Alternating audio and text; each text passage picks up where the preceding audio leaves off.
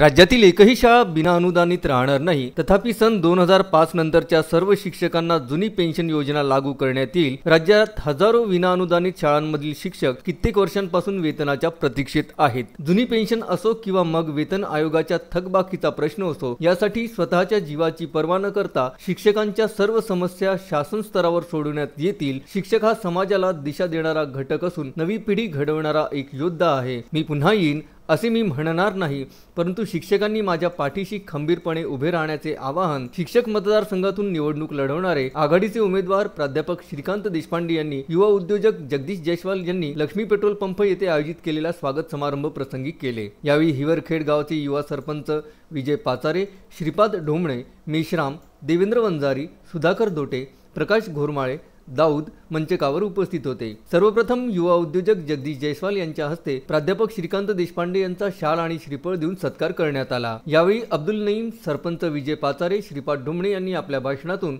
महाआघाडीचे उमेदवार देशपांडे यांना निवडून देण्याचे आवाहन केले।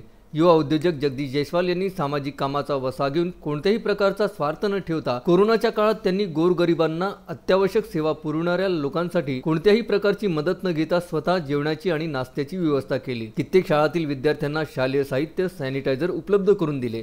इतकेच नव्हे तर हिवरखेड येथील नवोदय विद्यालयाला त्यांनी बांधकामासाठी 50,000ची मदत घोषित केली। या सामाजिक कार्याबद्दल प्राध्यापक श्रीकांत देशपांडे यांनी त्यांचे मनपूर्वक कौतुक केले। जगदीश जयस्वाल यांनी शिक्षकांना गोळा करून स्वतः हा कार्यक्रम घडवून आणल्याबद्दल त्यांचे अभिनंदन केले। या स्वागत सोहळ्याच्या कार्यक्रमाचे संचालन ॲडव्होकेट अनंत वानखडे यांनी तर आभार प्रदर्शन जाकीर यांनी केले।